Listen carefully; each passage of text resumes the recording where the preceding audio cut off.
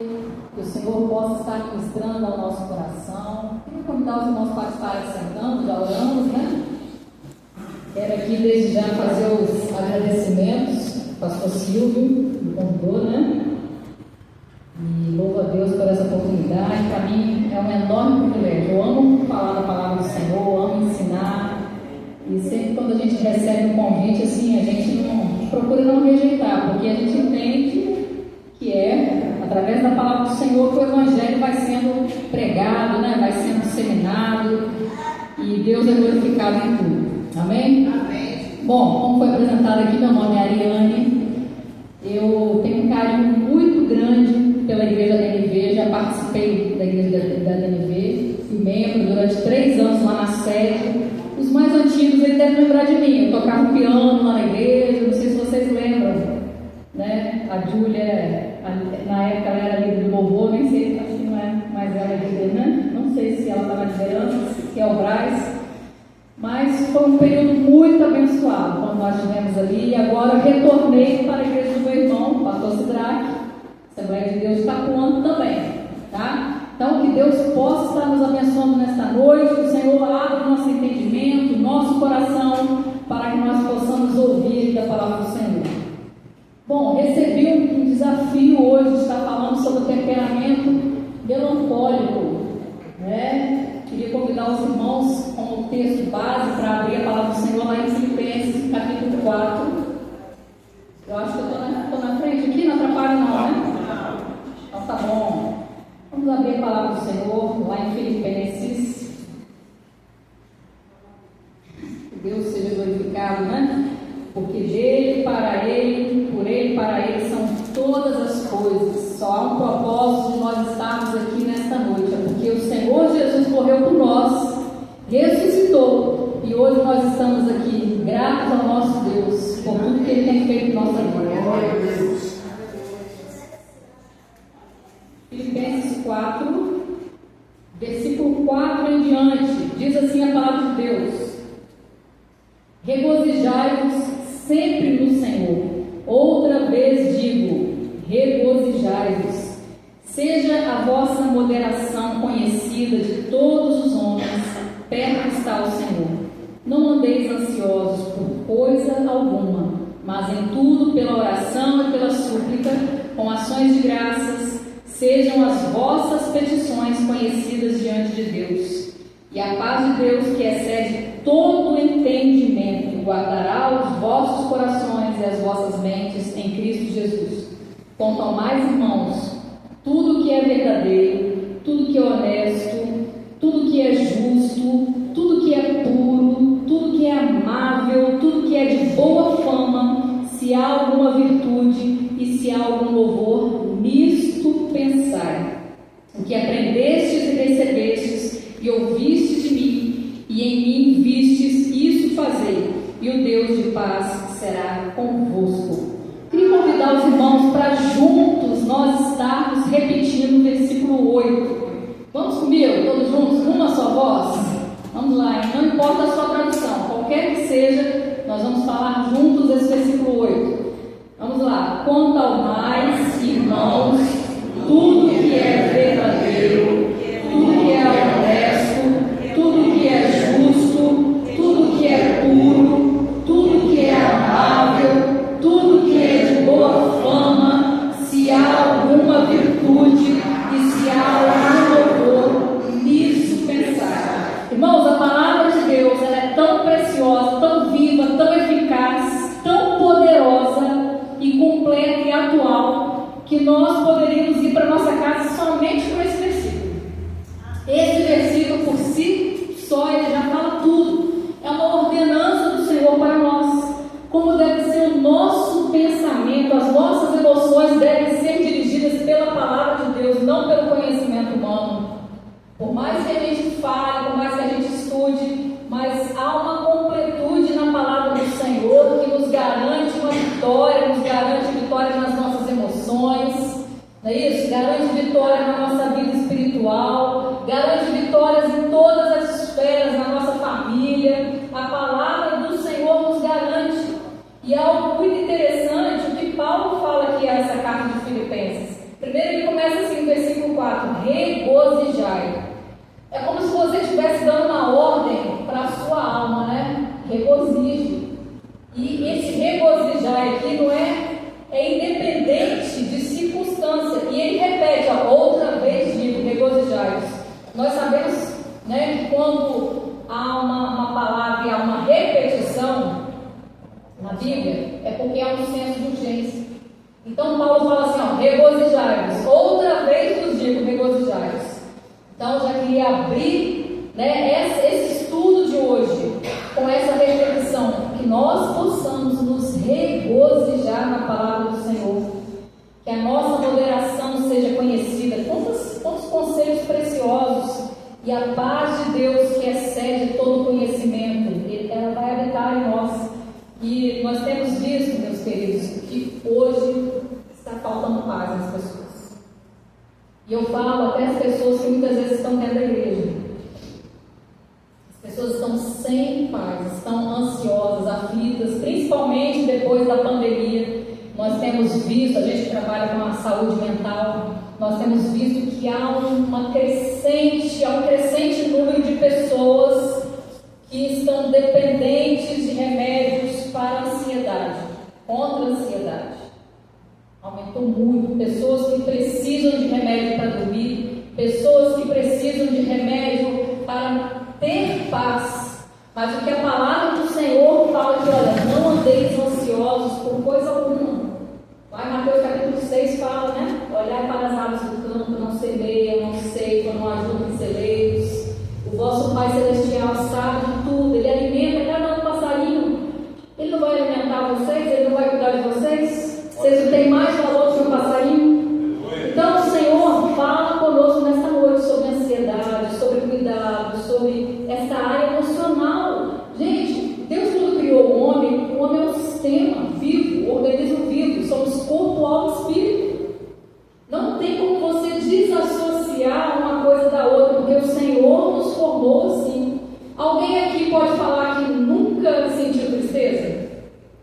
Quem, por favor, nunca sentiu tristeza, levanta a mão que eu quero conhecer. Você é um vitorioso. Quem aqui nunca chorou? Quem aqui nunca teve uma decepção? Quem aqui nunca sentiu um abatimento? Quem aqui nunca ficou com raiva? Quem aqui nunca sentiu medo? Por que nós temos todas essas emoções? Porque nós somos seres humanos. E o melhor de tudo, que eu acho assim, incrível, é que a palavra de Deus, ela não omite o que os personagens bíblicos também tiveram, passaram por isso, né? Os grandes homens de Deus. E Jesus teve fome, Jesus teve sede, não é isso? Jesus ele se entristeceu, né? Quando Lázaro morreu, ele se entristeceu. Quando ele chegou lá no poço, aquela mulher samaritana foi encontrar com ele estava cansado. A Bíblia diz que ele sentou lá para descansar. Então, a humanidade de Jesus nos mostra também que nós nos parecemos, somos a imagem e semelhança de Deus, de Cristo, e nós também temos as nossas emoções.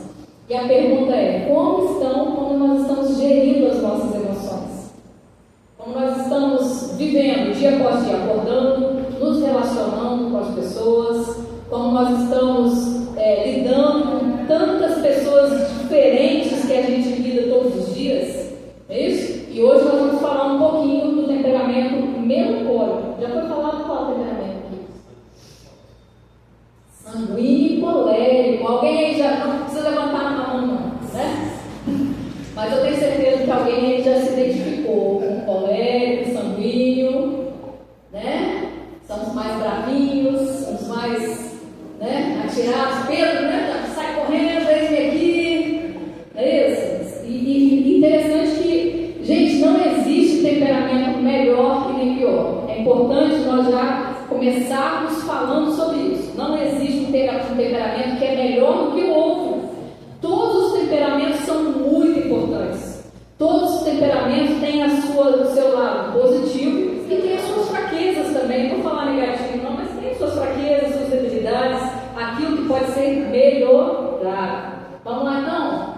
Aí, ó, temperamento melancólico. Quem já viu aquele filme Divertidamente? Levanta a mão para eu ver. Então, nós terapeutas, foi muito indicado esse filme, viu, pastor? Lá na EP, foi indicado para os terapeutas, ou assista esse filme aí, porque ele fala das emoções, né? E esse daqui é a tristeza. Olha a tristeza comemorando. Lembra um pouquinho o melancólico, né? O melancólico é um pouquinho desmotivado. Então, o sanguíneo, como que ele falaria? Você já viu aquela pessoa que chega chegando? Né? Aí o melancólico não gosta de aparecer.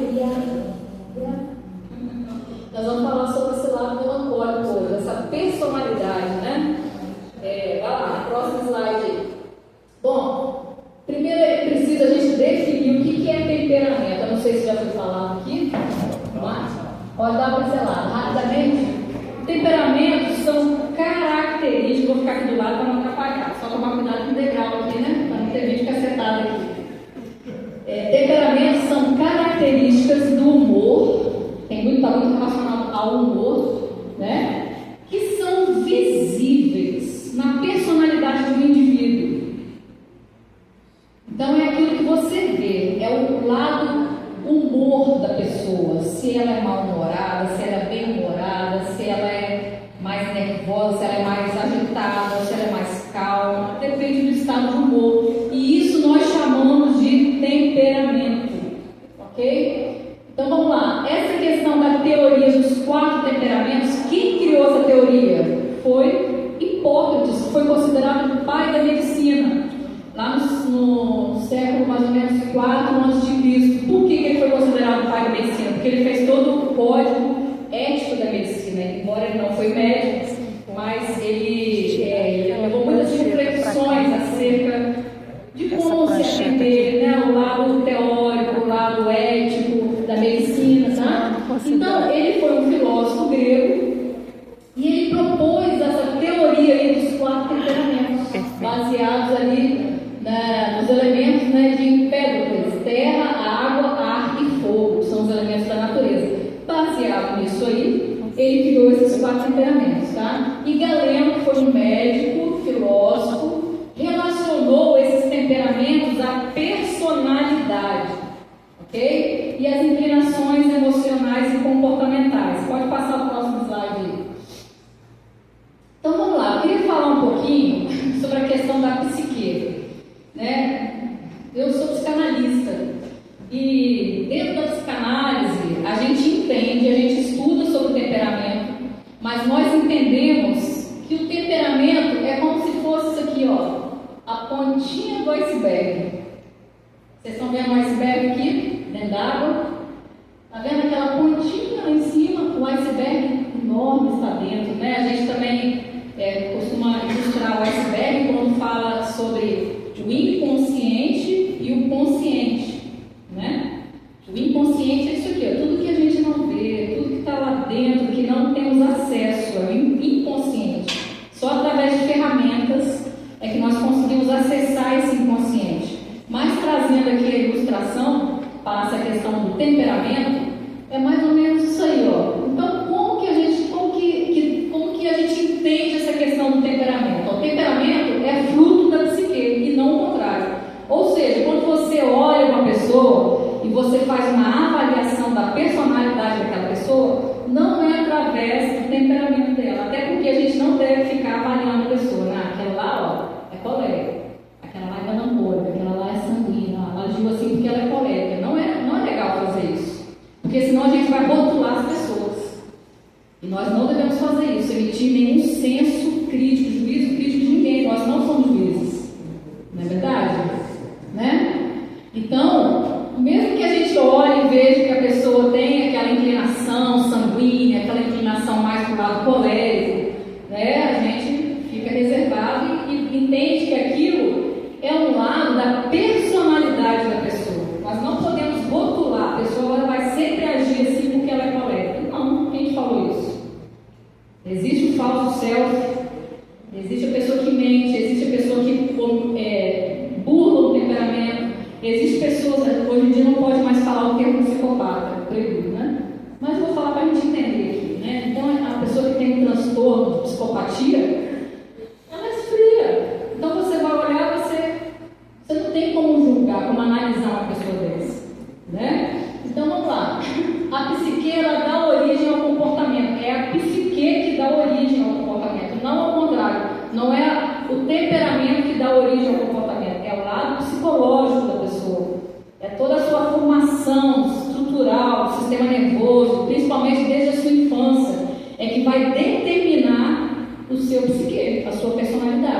E o temperamento faz parte desse bolo aí, lembra? Do iceberg. Então a psique ela vai originar os comportamentos. Existe aí o fator genético, que você herda dos seus pais, dos seus avós, dos seus pais e dos seus avós. São 3 gerações dentro do ventre. Quando você nasceu, no seu DNA tem informações ali da sua mãe e da sua avó. Sabe por quê? Olha como é que Deus é perfeito. Imagina bem, quando a minha mãe estava grávida de mim, vamos colocar assim, quando a minha mãe estava na barriga da minha avó, a minha mãe se chama Graça, o nome dela, ela estava na barriga da minha avó, com 3 meses de gestação que a minha avó estava grávida da minha mãe, já foi colocado no DNA ali da minha mãe todos os óvulos que ela teria, e um desses óvulos sou eu. Ou seja, a minha mãe com 3 meses de gestação, eu já estava dentro da barriga dela, dentro do sistema dela, informação. Olha como é que Deus é tremendo. Então, 3 gerações de uma. Vocês já ouviram algum versículo bíblico que fala sobre isso? Que Deus visita até a 3ª e 4ª geração? Olha que interessante, como é que a ciência explica as coisas de Deus. Não tem como, né, fugir da palavra de Deus, que é vida eficaz e ela traz a verdade para nós. Tá? Então, existe o fator genético e o epigenético, que é tudo aquilo que a gente vivencia, onde nós fomos criados, as pessoas que nos influenciaram, os nossos líderes, nossos pais, nossos amigos, aonde você morou, aonde você estudou. São esses fatores também que influenciam nessa carga emocional e no seu na sua forma de se relacionar. Aos ovos, não? Sim. Não é, se for gêmeos, trigêmeos, não. Como? Importante é os ovos, não se for gêmeos, trigêmeos, não importa. Para quê? Importa para quê você fala? Não, tipo assim, a genética é você não importa se for gêmeos, trigêmeos. Existe o fator genético, que é quando você. O fator genético é aquele que você herda dos seus pais.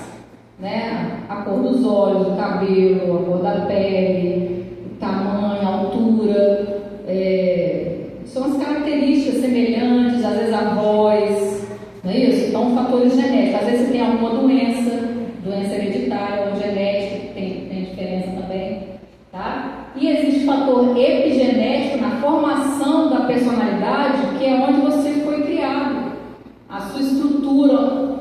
Pessoas que são criadas, por exemplo, no meio de usuários de drogas, né? Pessoas que os pais eram dependentes de droga, provavelmente vai ter alguma influência. Só se Deus puser a mão, tiver muita misericórdia. A gente sabe que tem casos onde a pessoa não se influencia, mas na maioria das vezes vai ter uma influência, tá? Pessoas onde tem família, eu atendo muito pessoas com família desestruturada. Vai falar, minha mãe era assim, meu pai era alcoólatra, meu pai batia. Influencia. A criança vai criar cheia de traumas, cheia de fatores ali traumatizantes, são os fatores epigenéticos que influenciaram naquela formação. Né? A minha mãe não ligava para mim, minha mãe era uma pessoa fria, minha mãe era uma pessoa que não tinha afetividade. Então são os fatores epigenéticos que vai influenciar também. Vamos lá. O comportamento, olha que interessante. Estamos falando sobre comportamento, porque temperamento é o quê? O temperamento que o comportamento que a gente vê. O comportamento ele é mudado ao longo do tempo. Graças a Deus que nós mudamos, pastor. Graças a Deus que nós temos oportunidade de mudar. Eu olho assim para mim hoje, eu olho para 5 anos atrás, 10 anos atrás, 15 anos atrás, e eu vejo sim uma evolução. Graças a Deus, para a glória do Senhor. Eu tenho certeza que você olha também para a sua vida, 10 anos atrás, você não era a pessoa que você é hoje. Nós temos a oportunidade de mudar, de melhorar, né? De colocar nossos objetivos, de traçar nossos objetivos e alcançá-los pela misericórdia de Deus. Nos tornar pessoas melhores, mais proativas, mais santificadas, mais na presença de Deus, mais atuantes, não é isso? Com mais sabedoria. Então você vai fazendo aquela autoanálise, você vai, através da palavra de Deus, você vai alcançando a perfeição de glória em glória, até se tornar um varão perfeito.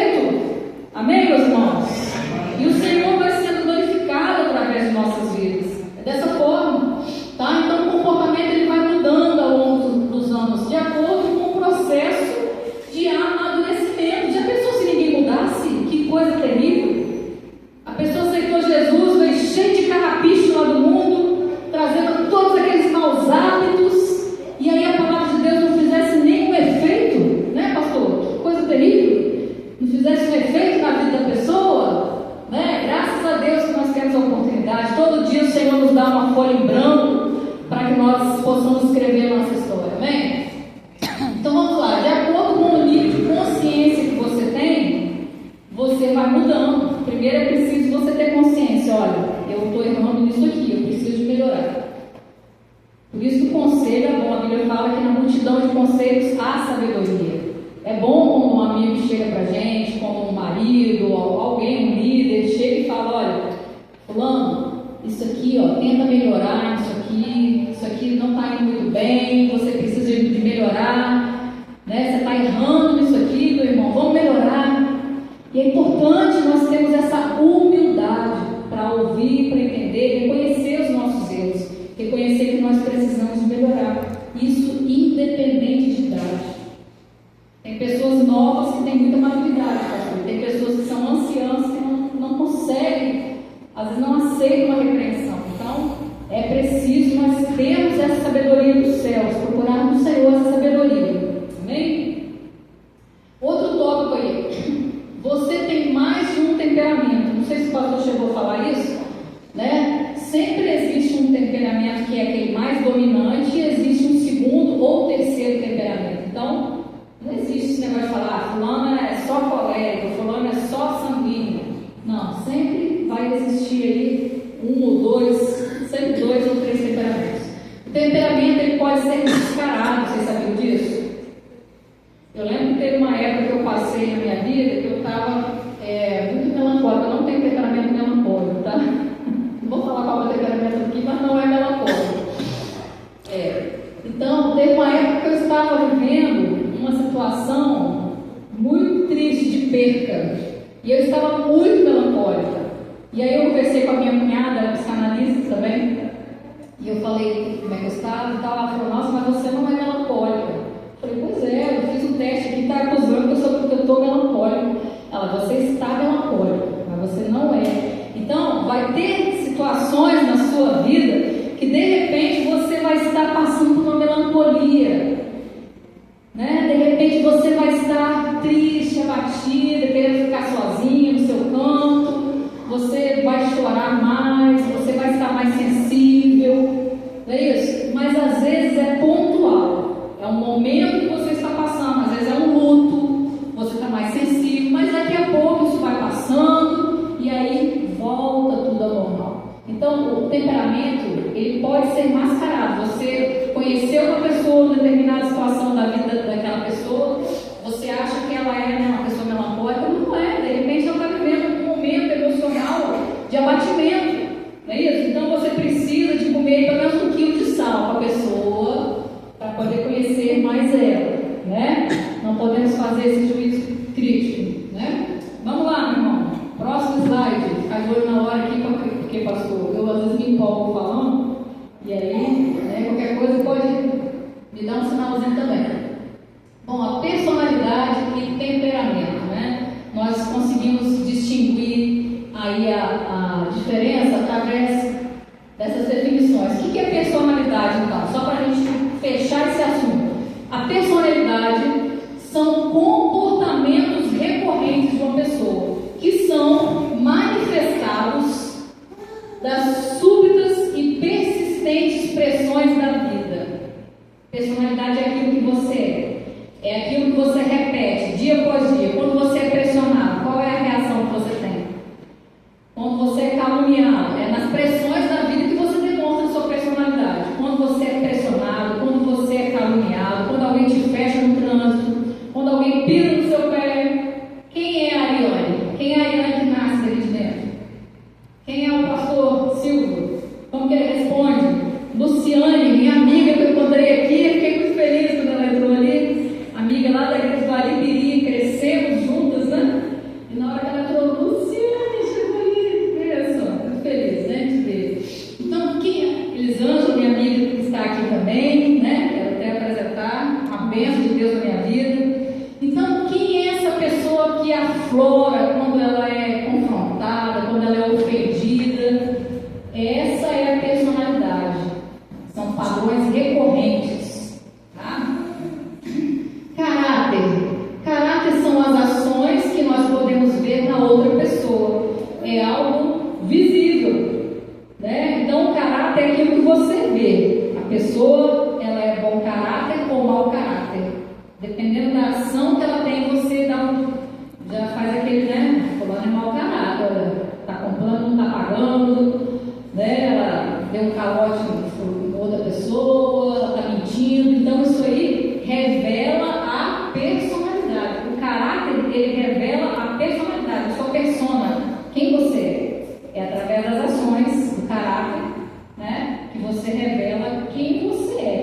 ali dentro?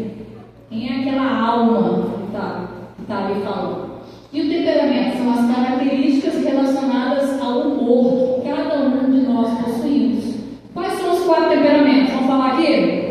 Colérico, sanguíneo, melancólico e fleumático. Todos esses temperamentos foram criados por Deus e são uma bênção. E uma curiosidade, nessa questão do temperamento, teve um comandante de um exército, não sei se o ficou sabendo disso. O comandante de um exército, ele dava um comando, e o mesmo comando ele dava para o pelotão todo. E aí ele percebia que tinha sempre aquele que se envolvia lá e fazia rapidinho. Era acelerado para fazer, eficiente. Tinha um que falava o que ia fazer e às vezes mascava. Tinha outro que falava assim, depois eu faço. E tinha outro que ia devagar, né? O colérico é aquele agitado, que faz as coisas acelerado, né? Faz para ontem, o negócio é para amanhã, ele já fez hoje. Colérico, não é isso? Ele não tem muita paciência. O sanguíneo, às vezes ele se empolga, fala que vai fazer, mas às vezes esquece, distrai com outra coisa, promete, às vezes esquece de cumprir, não é isso? O fleumático, ele é lento, devagar, quase parando, não tem pressa, não tem senso de urgência, paz e amor, é isso? E o melancólico, ele vai no tempo dele, ele vai também eficiente, mas ele não gosta de pressão, não gosta de ser pressionado. Vamos lá, próximo slide, meu irmão, Igor, é isso? Vamos lá, quais são as principais características aí? Nós temos aqui vários personagens bíblicos. Vai no próximo slide, eu vou falar os personagens bíblicos. Aí, ó, alguns personagens bíblicos que nós temos aqui com temperamento melancólico. Jacó, vamos falar junto? Jacó, Salomão, Elias, Eliseu, Jeremias, Isaías, Daniel, Ezequiel, Obadias, Jonas, apóstolo João, apóstolo Tomé, Moisés e João Batista. Todos esses personagens aí, que são bíblicos, tinham aparentemente um temperamento melancólico. Nós vamos estudar hoje o que caracteriza. Foram homens de Deus, homens usados por Deus, para vocês verem que Deus não tem preferência, Deus usa todos. Teve um personagem aí que foi considerado um dos mais importantes da Bíblia e do Antigo Testamento, que é Moisés. Para o judeu, Moisés é um grande profeta, uma pessoa que foi tremendamente usada por Deus, é super respeitado no meio do judaísmo, né? Moisés. Vamos lá, voltando agora àquele slide anterior. Quais são as principais características aí do melancólico? Vou ficar aqui que dá para eu ler melhor. O melancólico é o mais rico de todos os temperamentos. De todos é o mais rico. Por quê? Pois a pessoa tem uma mente privilegiada, ele é calmo, ele é tranquilo, né? Ele tem uma mente privilegiada e ele tem uma grande capacidade de sentir emoções. Ele sente muitas emoções, tá? Mas o melancólico, eu coloquei muitas qualidades ali, eu não coloquei os problemas. Eu vou falando aqui à medida que eu for dando o conteúdo aqui para vocês, a administração, eu vou falando algumas coisas. Ele sente muita emoção, só que ele precisa de ser muito trabalhado por Deus, porque essa enxurrada de emoções que o melancólico sente, muitas vezes ele pode sair ali da tônica de Deus. Ele pode se deixar levar por emoções de tristeza, de sentimentos de inferioridade, de amargura. E a Bíblia fala sobre isso, né? Uma coisa que é para ser pequenininha, aquilo cresce, ele vai remoendo aquilo. E nós vamos ver hoje que há um perigo muito grande do melancólico, às vezes, parar, retroceder por causa das suas emoções. Quantas pessoas estão hoje no cemitério que poderiam ter sido muito usadas por Deus para pregar o Evangelho, mas se calaram por medo, porque eram tinha esse temperamento melancólico predominante e tinham medo, tinham receio, não queriam ir, não queriam, né, sair da zona de conforto para pregar a palavra de Deus. Deixa eu ficar quietinho aqui no meu canto. Vocês se lembram de alguém que falou assim, quando Deus chamou? Senhor, nós vamos ler daqui a pouco essa passagem, né? Moisés, isso. Mas antes de falar um pouquinho sobre Moisés, vamos falar aqui, ó. O temperamento melancólico, ele é talentoso e perfeccionista, tá? Os grandes artistas, compositores, músicos, filósofos, inventores, médicos e teóricos foram pessoas com temperamento melancólico. Por quê? Porque ele é muito sensível. Não é isso? Ele é muito perfeccionista. O temperamento, a pessoa com temperamento melancólico, ela é perfeccionista. Então, se ela vai compor uma música, ela vai fazer a melhor música, a melhor composição.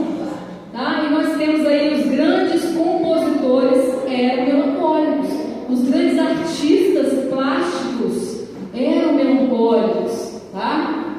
Os filósofos, por quê? Porque o melancólico ele tem paciência para sentar, para ouvir, para ter um bom diálogo. Ele tem uma sensibilidade apurada. Ele consegue ficar parado, sentado, ouvindo. Tem alguém aqui que é professor secular? De escola? Eu já dei aula em escola. Você percebe nitidamente, numa sala de aula, o temperamento dos alunos.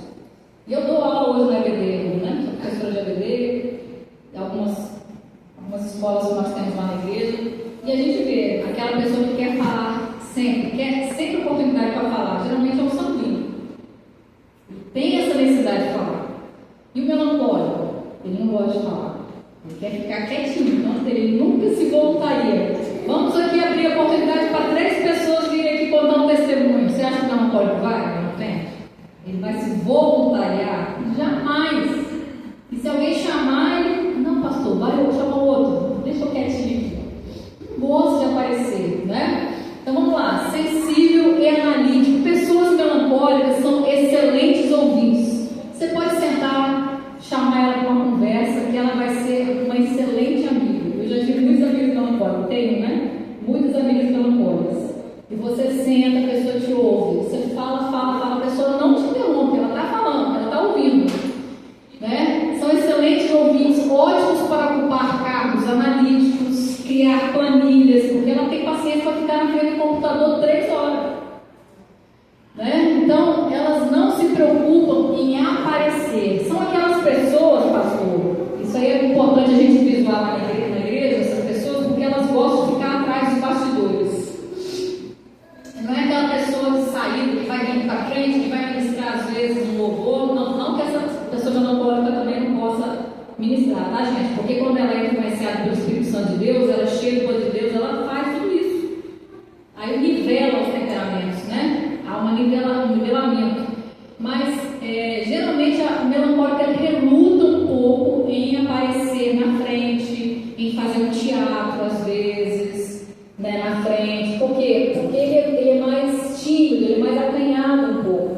Então, a não ser que ele tenha um chamado de Deus para ele fazer.